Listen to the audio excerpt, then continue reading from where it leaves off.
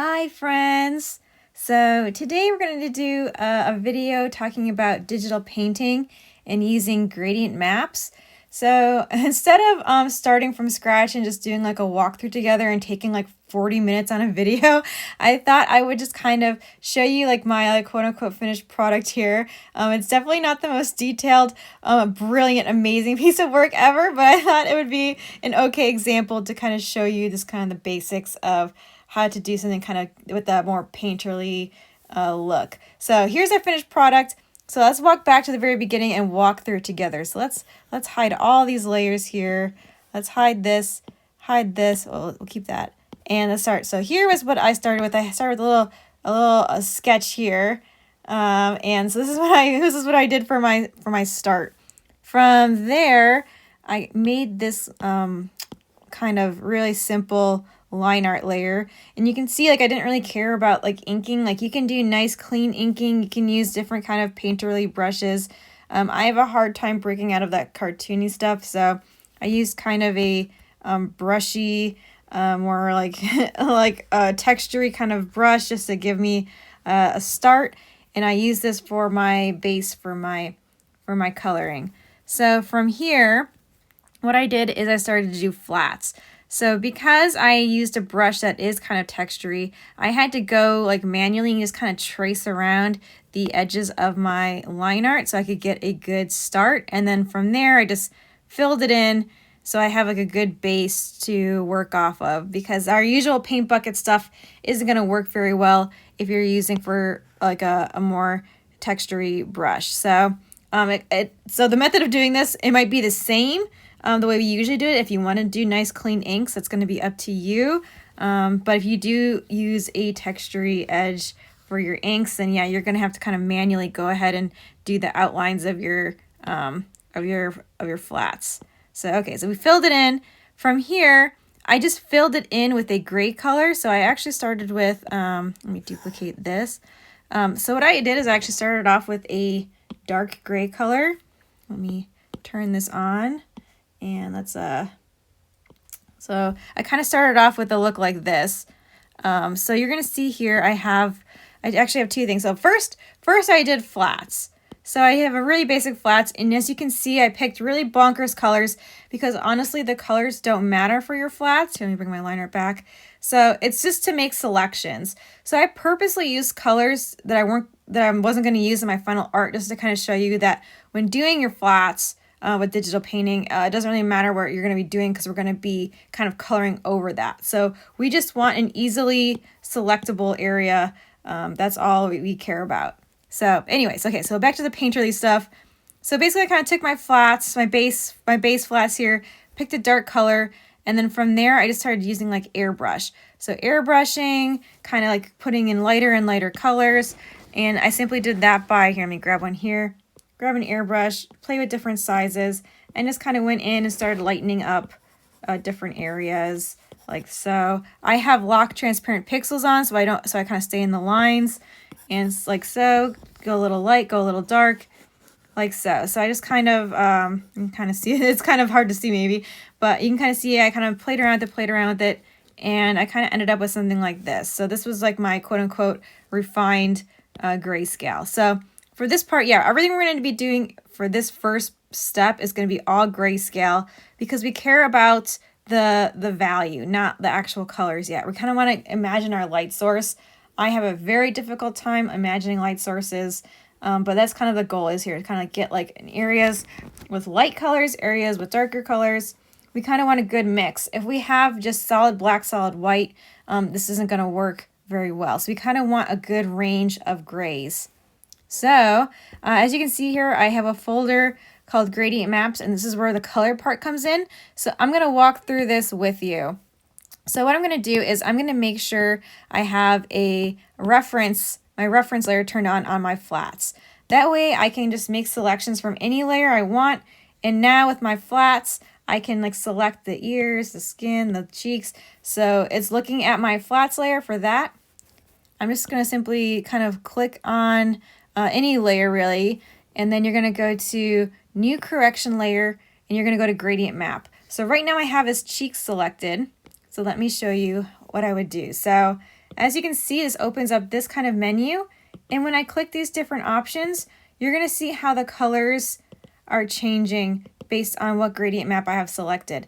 It's going to be looking at, so this is like my, in this like kind of bar that goes horizontally. We can kind of go how it goes from like dark purple to light yellow. And there's colors in between. So basically what this is doing, it's looking at my liner, or not my liner, my grayscales. And it's kind of determining, so you can see how the one cheek kind of has purple on it and the other cheek kind of has yellow on it, because that one, the yellow one's lighter and the purple one's darker. So let me show you how we can make our own. So I have a few I have in here called Pika. So let's make a new one. And I want a copy of this sunset purple. So what I'm going to do is I'm going to hold down, I'm going to say duplicate, because I want to save this sunset purple for later. I don't want to like overwrite it. So we're going to call this one Pika. I'm going to do my best to type on my iPad here. And I'm going to call this one like red. Maybe if I can get in there. Okay. Let's find my, there we go. Pika red. So as you can see, Pika red right now is an exact duplicate of the last one we did. So let's go in here and start messing around with some colors. So instead of purple, I want a kind of more reddish color. So I'm going to select the little arrows, and you can see how the color is changing based on kind of what little caret arrow I have selected. I'm going to click the colored box. It's going to pop up a menu, and from here I can kind of change the color. So let's pick something a little more reddish. And you're going to start to see that influenced in the little Pikachu drawing here. So let's pick a slightly lighter red for this one. And now we can see the purple has gone away, and now we can kind of start choosing whatever colors we want. And if we don't like them, we can change our minds and pick a different color. And like, yeah, let's say like, oh, I don't like that. I want something more reddish. Let's pick like something a little bit there. So you're going to just kind of play around with it until it's something that you're happy with. And it might take some finagling, and I don't want to spend too long. You can also remove carrots by dragging them away. So like if you want more, if you want less, we can kind of mess with that. And you can move the colors around. So let me try to just get this a little bit, something more I'm happier with. I want something a little bit brighter. And yeah, so let's say I love that. That's what I want to go with. So once I'm happy with it, you're going to see underneath at the bottom here, there's like a garbage can, like new gradient. Once I'm happy with it, I'm going to hit that very first one. It looks like a down arrow. And now we're going to see that overwrites what I currently have. So that's why we want to duplicate, because if we don't do this step, when we close this color scheme won't be saved. So we won't be able to use it later if we want. So once I'm happy, I've downloaded, I've saved my current color scheme, which I can always edit again later. I'm going to hit OK. And now we're going to see here, I have a layer with my gradient map for the cheeks. So there we go. So let's now quickly do the rest of it. And I already have some colors saved. So let's do like the main area. Let's do a new correction layer, gradient map. Let's scroll down to my Pika Gold here. I'm going to double click. Oops, wrong one.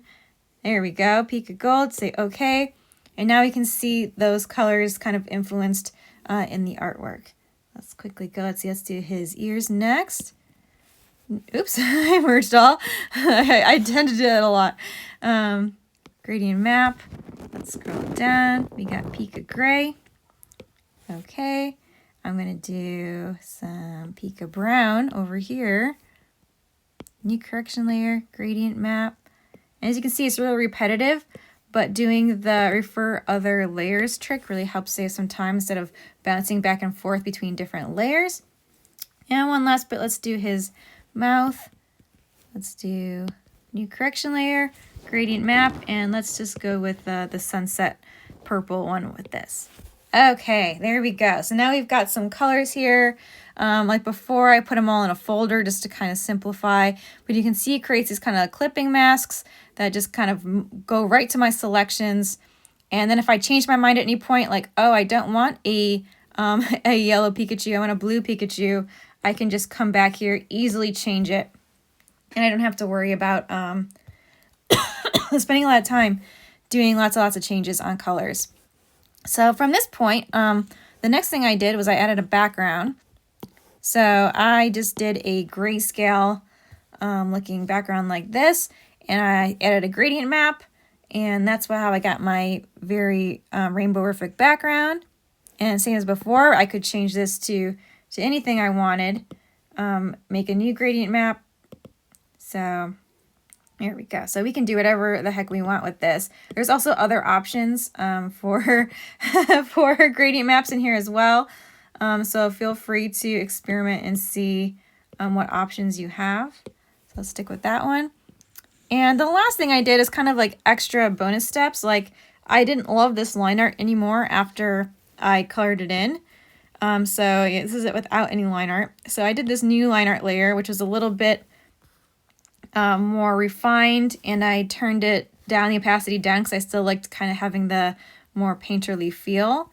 And then I added some like details, like I made the eyes a little darker, added some highlights, and then I added this kind of glow as well to kind of add to that kind of cool looking effect. So that's pretty much the gist of like gradient maps. So this was a really quick drawing. So if you take your time making really nice drawing, really take your time in kind of building up your grayscale, that's going to really help make the process very simple. Because if you spend a lot of time in this phase making your grayscales nice, and the rest is just super easy.